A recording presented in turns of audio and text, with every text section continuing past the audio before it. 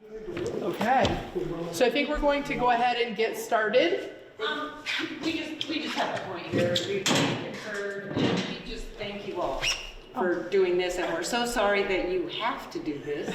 Yes. And I just don't know, you don't have to do the short version. Yeah. I feel bad. Bakersfield we used to fill this place, you remember? It's okay. Absolutely, and I feel really bad, and I feel bad that you have to do this. I really do. Is there anything, can you just, hit the high notes? Or maybe take. Well, the other thing is that we record this too and put it on our website. Right. Yeah. So, Right. I think we'll still go through it if you're willing to listen, Yes. because these are the highlights that we've pulled out, and it's so complicated this year. I don't know really how we could condense it and still tell you the whole story. Okay. So We promise not to ask questions. we do want you to ask questions though. If anything isn't clear, because your question might help someone who's listening online. So we'll get started, and knowing that you have some context already, I see that you have the pamphlets in your hands, and we'll go, as quickly as we can through it with still being able to hit all of the major points. So we're going to talk about our version 2 of this budget tonight. The context that we have is there were 31 school budgets that were voted down across the state, so almost a third of all the school district budgets were voted down. What we know when we looked at this right after town meeting is that 14 of the budgets in Vermont are voted on regularly after town meeting day. They just have a different date that they vote. So some of them didn't have their first budget vote until just a week ago. And I think there still might be at least a couple that haven't had their first vote yet. There were 8 school budgets that chose to delay their vote as a result of a law that was passed in the legislature called H-850, and we'll talk about that a little later. There have been 12 budgets, is it 12? 14. 14 budgets that have already had a second vote, a revote, and of the 12, only 2 have passed. So not great results. We're hoping that we can have a different trend here in Franklin Northeast. So our goal for tonight's meeting is to help you to see the difference between that statewide narrative that you're hearing in the media and what's actually happening here in Franklin Northeast, because there are several major differences in what you're hearing when people are talking about education funding throughout the state and in terms of how that applies here in FNESU. So that's our goal, and you can tell us at the end if we met our goal or not. So these were our town meeting day results on this side. It was a relatively close margin. We lost this budget vote by 49 votes between the 4 towns. This shows the voting history for this district from its first unified budget vote in 2019. And you can just see, starting from the bottom going up, that the first 5 budgets passed, all with a relatively comfortable margin between 55 and 75% yes. As we just saw, we lost the vote on town meeting day. You can see that we had pretty high turnout at that election. Part of that is the statewide narrative that the governor has been putting out there. It was also a presidential primary, and that turned out people who don't normally show up to vote. So the next slide just shows the number of people who turned out in each of our 4 communities. So the numbers, for the number of people that live in each of the communities, it seems relatively small, but that's actually more than the number of people who typically vote. So we certainly are encouraging people to exercise the right to vote next Tuesday for round 2 of our budget. When we're working with the board on the budget, we show them the enrollment history for the last 5 years and the enrollment trends for our 4 schools. And so on this, you can see in terms of the trends that are 4 little schools, Montgomery, Bakersfield, and Berkshire, we're anticipating the next 5 years that their populations can be relatively flat. Sheldon, the red line on top, is projected to increase. And the only other point that we'd want to leave you with is that these trends, these relatively flat enrollment lines, are bucking the statewide trend. And A lot of the state, especially southeastern Vermont, is seeing some pretty steep declines in terms of their kids. We struggle each year in terms of how we explain to folks how their tax rates are set. So at its most simple, we take the spending, which is the amount of money that we need to get from the state based on the budget that you eventually pass. We divide it by the number of students that we have, and that's a weighted student average, so we get to count kids that the state recognizes are more expensive to educate. We get to count them a little bit more, so we know high school kids count more to educate than elementary school kids. That number is divided by the yield, which is a number that the legislature sets on its way out of town in May or June based on all those budgets that have been passed. And what that number does is ensures that for the tax rates that they set statewide, they will raise enough money to support all of the budgets that have been passed. And so dividing money by students by the yield gets you your district level tax rate before the CLA. On this slide, it represents each of these lines in this graph represents a different district in the state of Vermont. So you can see at the very bottom, this represents the lowest spending district in the state. Now that's a per pupil cost. So that's around $8,000. Up here at the top is the highest spending district per pupil in the state. That is around $18,000.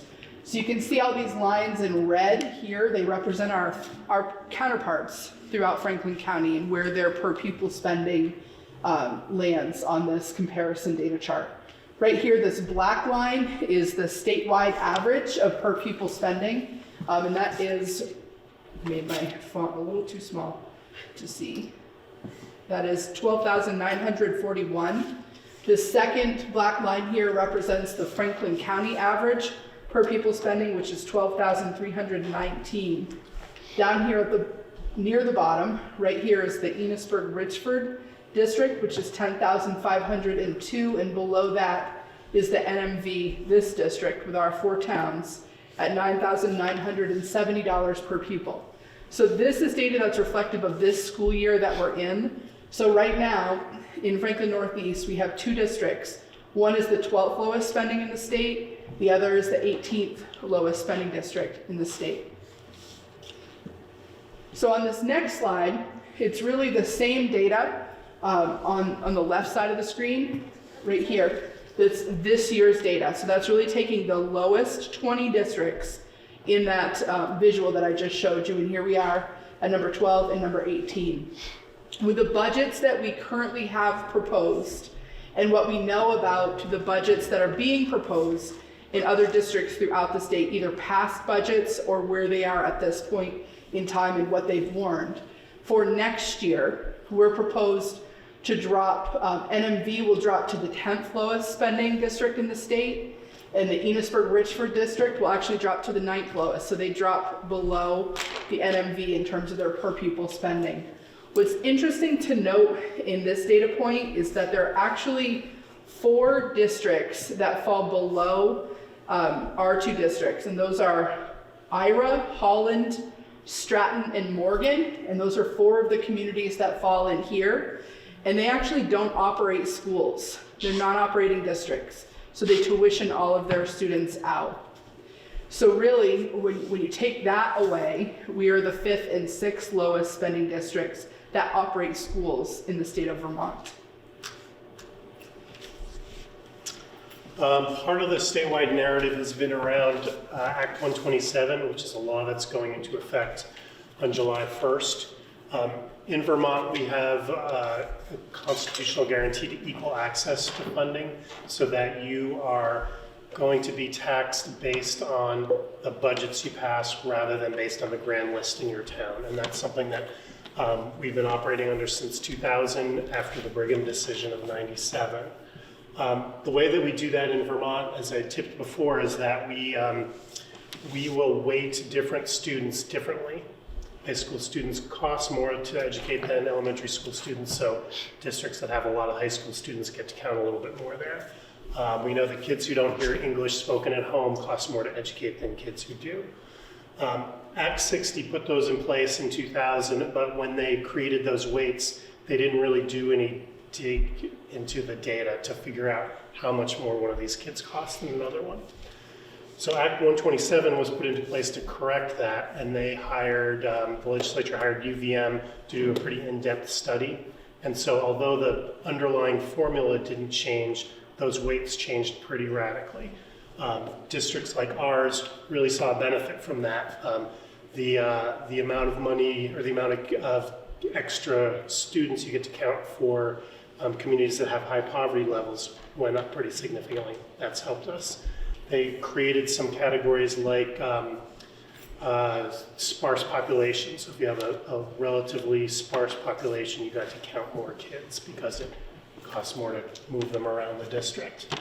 And so for districts like ours, we were going to see a big increase in the number of students we get to count, which for that same budget would allow us to drive down our tax rate. Or for the same tax rate, we could invest more in those students. And that was really the intent of Act 127, was for districts like ours to use that capacity to better those kids. Conversely, there are districts in the state who saw a drop in the number of kids. And so to support that same budget, either their tax rate was going to have to go significantly higher, or to keep their same tax rate, they were going to have to cut spending. The intent of 127 was really that they would be able to cut their spending, but they were given a 5-year glide path to get there because they knew that you couldn't move on a dime in 1 year. And so we'll talk about that phase in a little bit later, but what they basically said was, as we go through this transition to Act 127, no district's tax rates could go up more than 5%, and that becomes important a little bit later. So I talked about the dollar yield, and because it's a statewide system, when education spending declines anywhere in the state, the dollar yield goes up because the state doesn't need to raise as much money, and that dollar yield going up decreases everyone's taxes a little bit. So when Burlington spends however many $1 million on a new school, statewide spending goes up, yield goes down, everyone's taxes go up a little tiny bit. Burlington's goes up a lot because it's there, but it impacts all of us. There's also this concept of a tax rate floor, which has been relevant to our district for the first time this year. There are GORs that don't have any kids in the state. There's a lot of variation in terms of spending between towns like ours and towns like that. Even though they may not have any kids and they may not have an education budget in a given year, the state wants to be able to tax that property because it's a statewide system. So there's a tax rate floor, and no district in the state can go below a $1 tax rate. Go to the next slide. So this chart, the yellow is a little hard to see, but you can see we're going to start on January 1st on the left side and go through mid-February of this year. This red line is the tax rate for NMV this current year. And then the blue line is the tax rate that we're predicting for next year as it has proceeded through the first 2 months of the year. So the board warned a budget on January 3rd, I believe, and I'm a little trouble on the numbers. I think it was at $1.14, roughly $1.14 for NMV, which was going to be a 1 penny lower than this red line. So they thought that they were going to deliver a 1 cent tax decrease to the voters. The yellow line traveling up here is the yield, and you'll see we go a week later, the legislature has changed some of its predictions, and the yield has dropped a little tiny bit. It's moved that tax rate up a little bit, and we're now projecting $1.17 or 2 cents above. This kind of movement on the yield is not abnormal in a regular year. It moves slightly as things go on from time to time. This is about the point, that blue dot at $1.17 is about the point where we have to go out and warn our budgets. So that's the information that we're sending out to voters for their town meeting day election. Time goes on, there's better revenue projections somewhere at the state level. The yield goes up, the tax rate goes down. We're now at $1.12. heading into town meeting. We think that's a pretty comfortable place to be trying to sell a budget. At this time is when the legislature started tuning into that, that soft landing provision in Act 127 and that 5% cap. So there were districts across the state who, because of that decline in pupils, because of other factors going on, they presented their first draft of the budget to the board, and they knew that there was no way they were going to be able to cut enough to get down below that 5% increase. So conversely, they figured out we can also add whatever we want, and our tax rate is not going to go any higher. So that school roof that we've been trying to fix for the last 6 years and haven't been able to get a bond, we can just put $6 million in our budget. Our voters won't have to pay for it.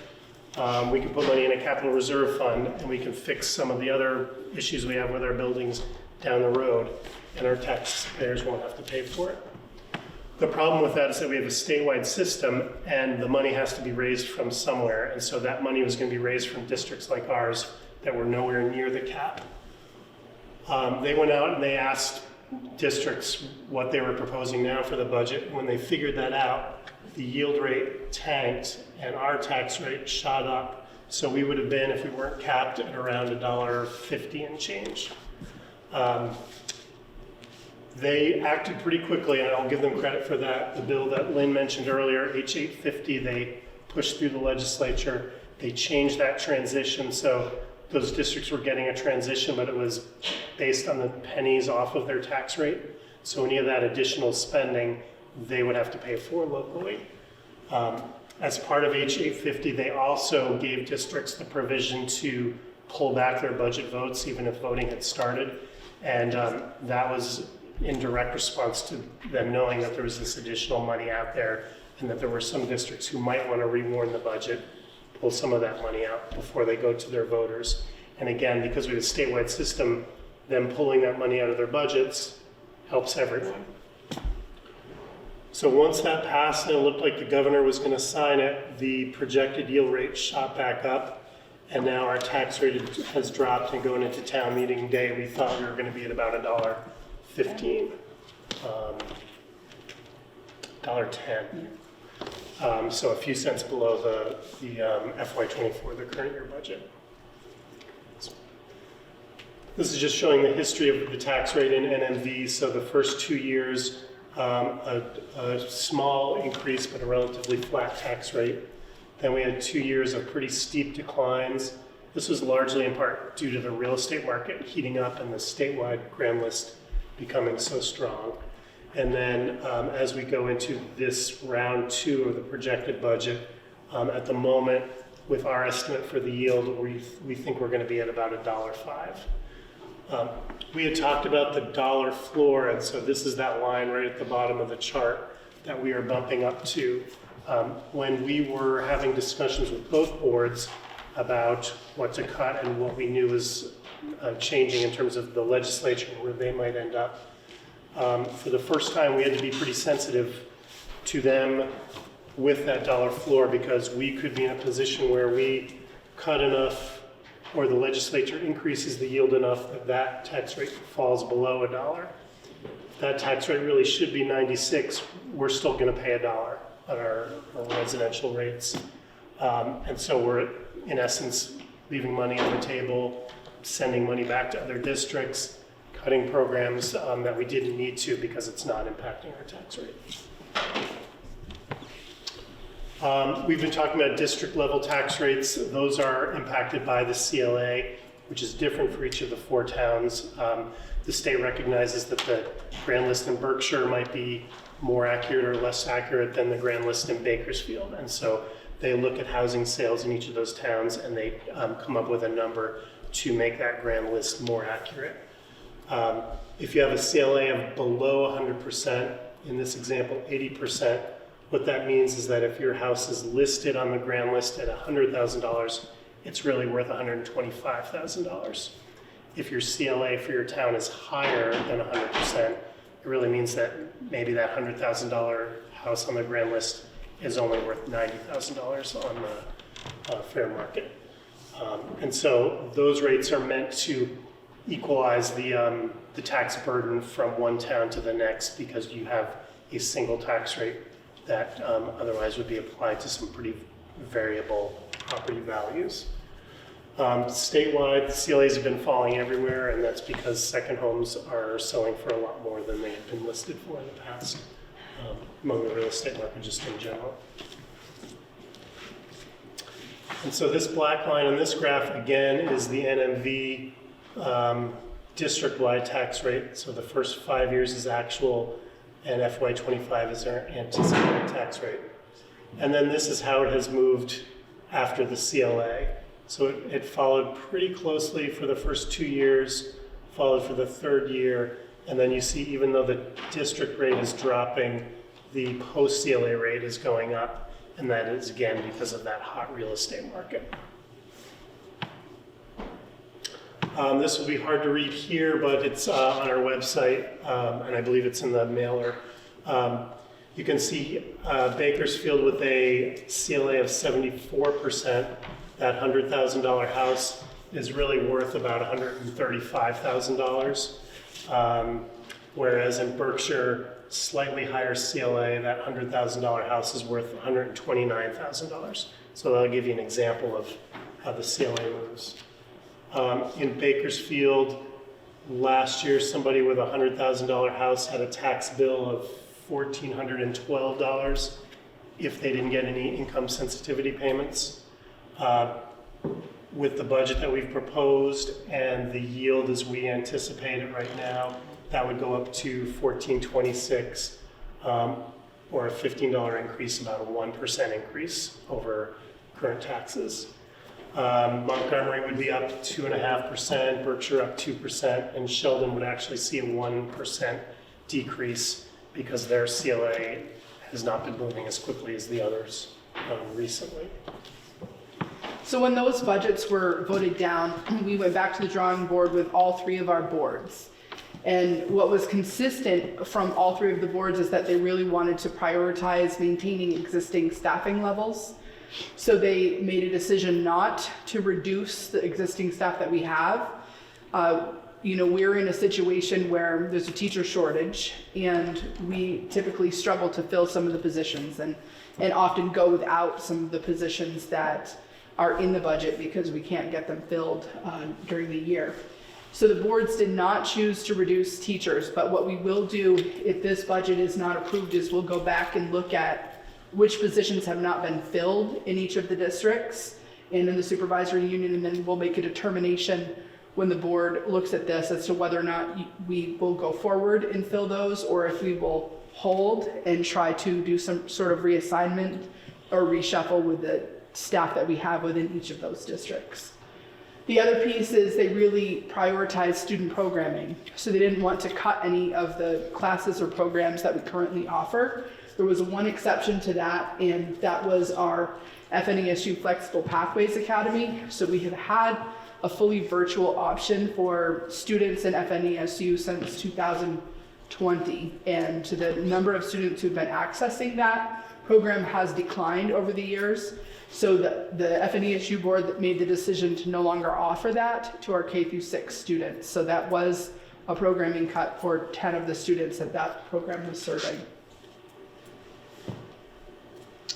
As I mentioned earlier, we've got a statewide system to fund education. So all the money that's raised to come out to support our budgets goes through the education fund.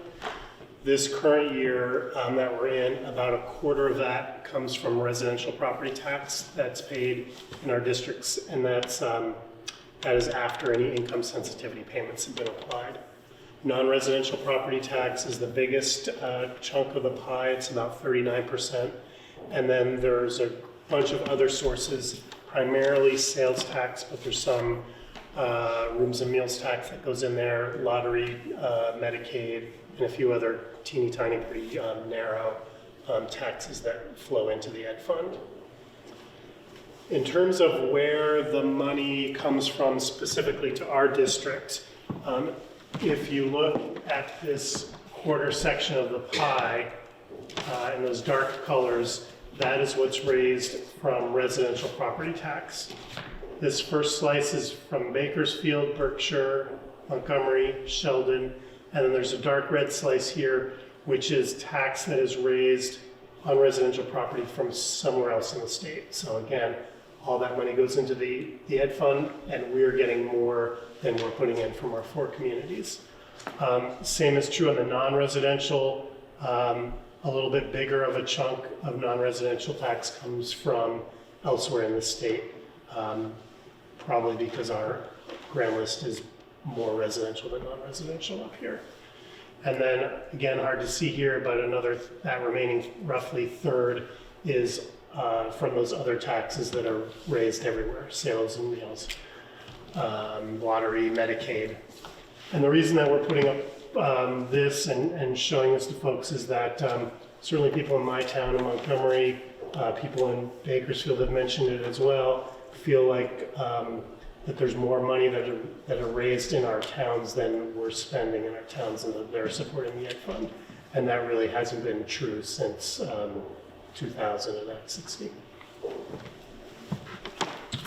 We also walk the boards in the budget process through their budget, looking at it through 2 lenses.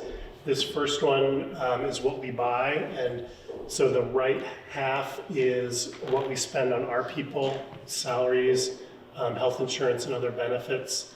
There's a big section here in light blue, which is tuition payments, primarily for our high school kids that go out of district. And the only point I'll make here is that there's a small green sliver up top, which is utilities and supplies. So that would be crayons, paper, Chromebooks, the electric bill, the fuel bill. And there's a perception out with some people that if we only photocopied less or didn't buy so many computers that we'd save a whole bunch of money in our budget. And when we talk about that, we're talking about this thin green line here. Really what we spend our money on is people and this big chunk of tuition that we have no control over. One thing I'll just add to the tuition piece is that we added almost $1 million to that tuition line because we have a very small senior class graduating and a really large 8th grade group coming up. So we'll have that same problem next year as well, because we have a small junior class and a large 7th grade class this year. So with the increases in high school tuition in each of the schools that we pay to, and the larger number of students going in, that alone added almost $1 million to our budget. We also look through the budget with the lens of what we do, and so the section in green is instruction. This big piece is primarily teachers and paraeducators in front of kids, and then there's a big section on tuition payments again. Blue is called sort of support services. This is largely money we spend on other people's people, and we'll go into that a little more detail later. And then this red line up top is debt service payments, so the bond payments on all 4 of our buildings. When we surveyed the community after the budgets were failed, one of the most common questions that came up was really about what do the staff at our central office do? And that wasn't entirely surprising, because I think a lot of the work we do is invisible to most people, because it has a lot to do with federal requirements, state requirements, and some of the centralized functions that we're trying to take care of. So I know it's really difficult to see in this room, but I'll just cover it at a really high level. One of the questions that came up a few times in that survey was, what are you doing that's required of you to be doing? So we took a look at state statute, and this was one of the state statutes that was passed back when I was a principal, so almost 10 years ago, somewhere around there. At that time, they were really looking at systems, and they were saying, maybe we could be more efficient if we did things differently. So at that time, they passed this law that required us to look at the work we were doing, not only just through the financial efficiency lens, but also through the lens of, could we do this work better if we were organizing at a system level, rather than having a lot of people organizing it at each individual school level. So one of the functions that was required to be centralized at that time was anything that had to do with curriculum development and implementation, anything that had to do with educational assessments or a local comprehensive assessment plan, A lot of the work around professional development was organized at the supervisory union level, and special education services went from being something that we paid for at the school level to something that we paid for at the supervisory union level.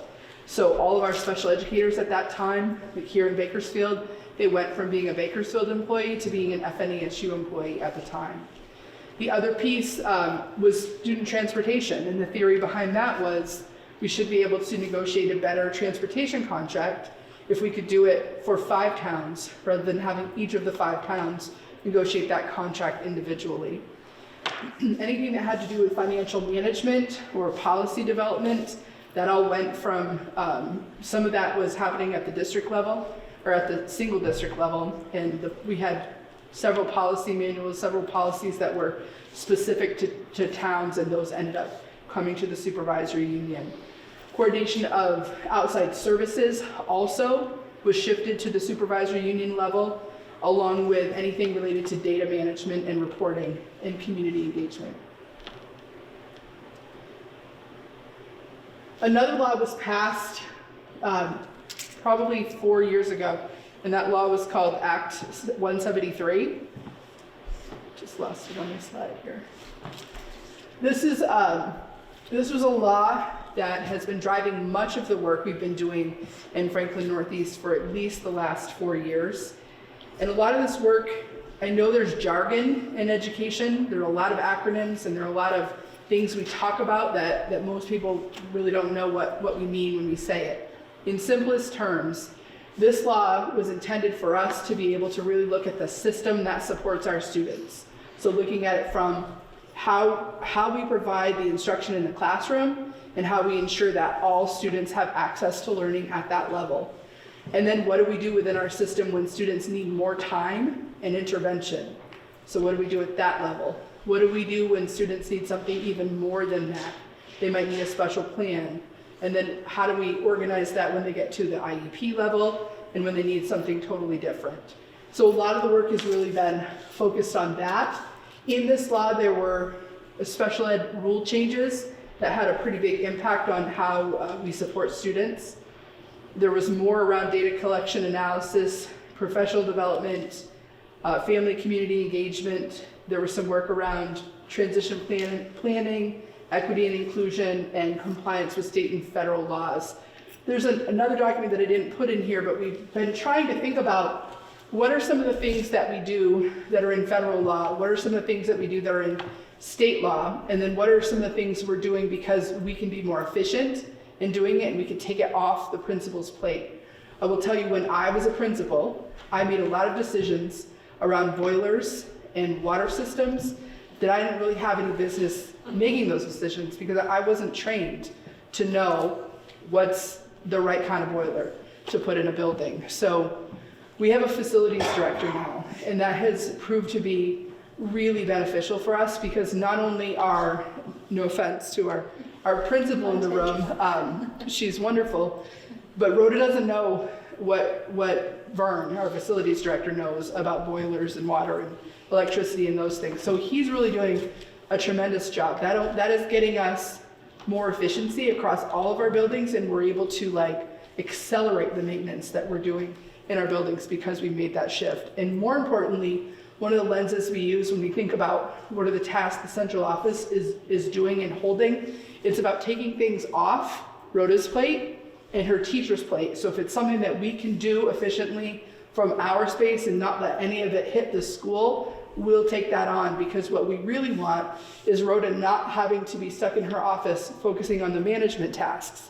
We want Rhoda out and about in classrooms supporting teachers, because we know the work of an instructional leader supporting teachers for ongoing improvement is what's going to improve student learning in the end. So that's what we really want to make a shift about. So those are some of the functions that I think people were curious about, and I hope that maybe demystifies it a little bit. So we have shared a couple of new graphics with the Supervisory Union Board this year. This first one looks at what our budget would be if we took NMV's budget, Enosburg Richford's budget, and the SU budget, and put them all together and took out some of that duplication. So again, it'll be easier to read if you download the slide deck, but almost half is direct general instruction, so teachers in front of kiddos.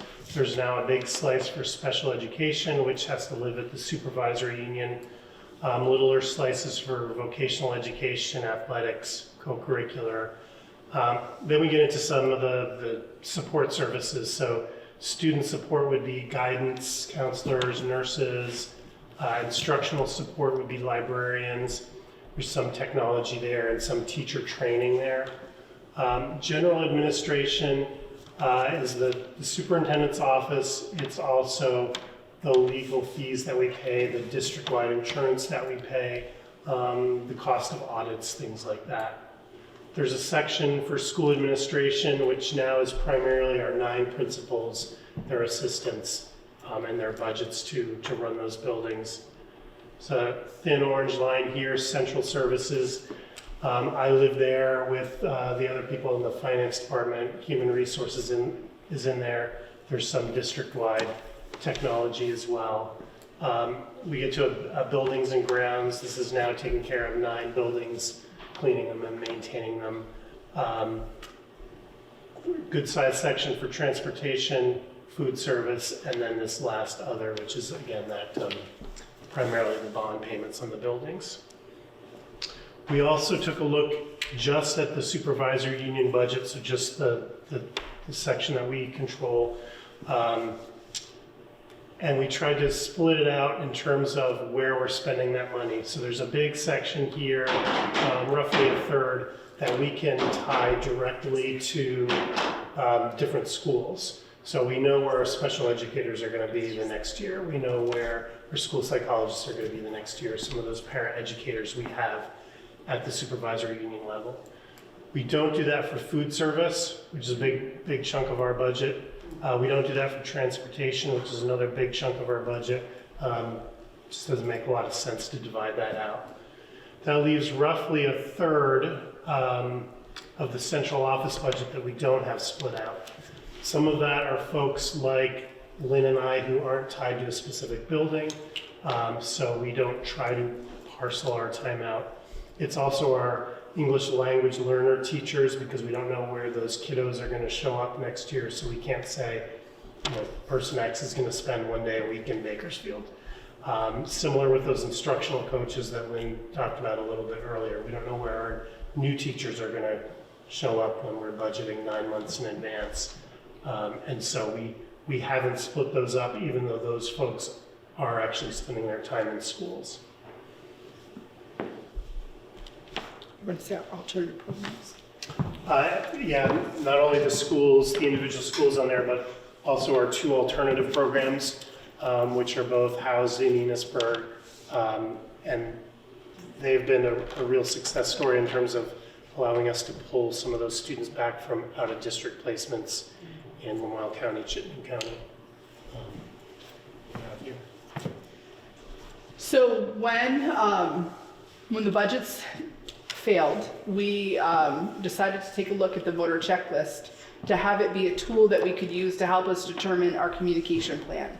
So what do we need to do in order to be able to get the word out about our second budget differently than what we did for our first budget? So one of the things we have done is we've presented in each of our towns for all staff members, and we've now presented in 5 out of 6, you're our 5th, of our towns for community members as well. And we've had online forums for each of these.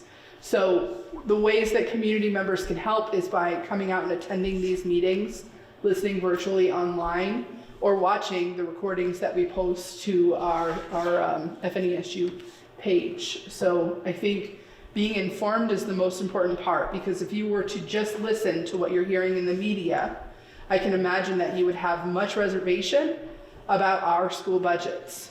Our goal, we told you when we started this presentation, was to help you to understand the difference between our reality in FNESU and what that statewide narrative is that you're hearing in the media. How did we do? It's making much more sense, but the outside, the media, the radio, the whatever, and I hear this from people like, we're gonna have a 20% increase. We can't do that. And it's like, Yeah. Okay, and I'm not really good with numbers, but I'm good enough to say, no, it's not gonna be us. It's Right. not gonna be, it's gonna go up a small amount. Not, and it's bordering on what it has been similar to in the past years. It's not gonna be crazy. But I think the radio, no matter which station, whether it's NPR or your local St. Albans or whatever, it's constant, 18%, 20%, and when you've got a family, Right. and you're trying to put food on the table, and you want your kid to have his cleats for baseball, and you're thinking, I think there's a lot of fear. I think people are frightened that they're not gonna be able, and I don't know, I think very succinctly, very clearly say, okay, this is what the increase will be. I like if your house is listed at this will be your increase, not 20%. Correct. Does that make sense? Yes. Yeah, it's the media in so many ways, certainly not just school budgets. And I don't know how to, I don't know, I like CVU, where the students went out there and walked out of school and did a little old-fashioned protesting or encouragement. I'm not suggesting that would be helpful. But I know it. That won't come from us. No, that is not coming from anybody Yeah. in the school system.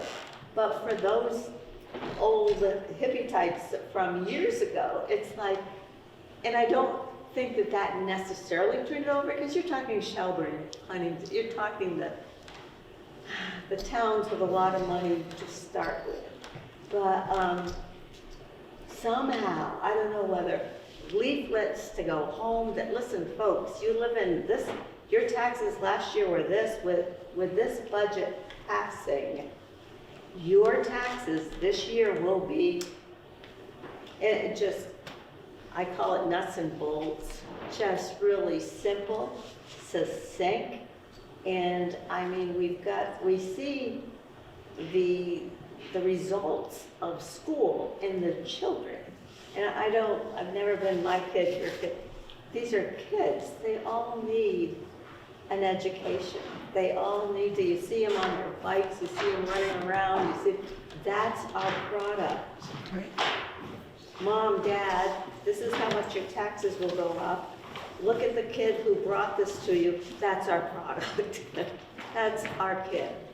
So I don't know how to humanize it, how to kid-like it, and how to just decrease the fear and throw in some information, just, I don't know, pamphlets going home. As close as the vote was, I'm if like- only we could get more people out. I know. That's the real kicker. Sheldon really didn't do well. I mean, in terms of numbers, because they're a much bigger town.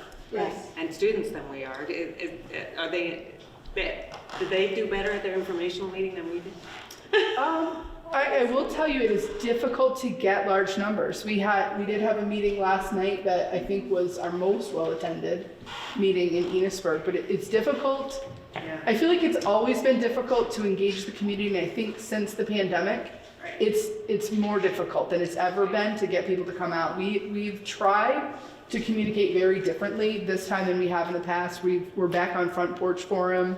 We have materials that'll be going out tomorrow to libraries and to, say it again, town clerks.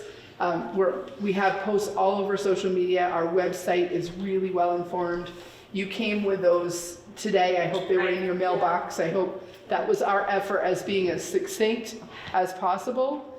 And what we got for feedback was, be really simple, and then other people that said, give us more details. Yeah. So it's really hard to find the sweet spot, so we hope we've done that this time.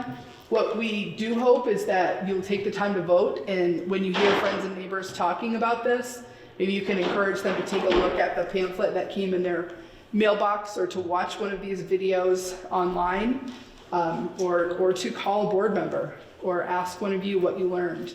So I hope that narrative today, like if we could go back to that slide, Courtney, with the tax rate increase, I think that us telling the tale about where our per pupil spending is compared to the rest of the state, where our student enrollment data is in terms of the rest of the state. We keep hearing all this about declining enrollment, and that's very different in FNESU. And that 18-19% increase on your property taxes, if you look here in NMV, Bakersfield's at a 1% increase. This is anticipated because, again, we don't have the final yield.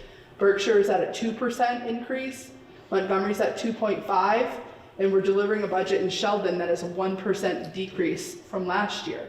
So our reality is very different. I just want to say, the narrative statewide isn't wrong when it's the average of what's happening. We have a huge problem within our education finance system and our delivery model in the state, and there's going to have to be really deliberate work that happens both at the local level and at the legislative level in the coming years in order for us to get a handle on where we're going with the education fund. Anything you want to add to that? The messenger hasn't talked too much about revotes. They haven't even talked about if there have been any. Have we had any in Franklin County yet that have been revoted? Georgia and Fairfax both revoted, and both of those were defeated again.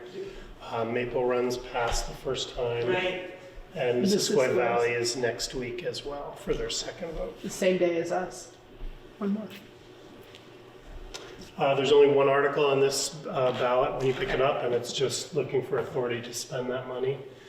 If you go to the next slide, in terms of our four towns. How does that number, that 22, that number change from the one what we voted before?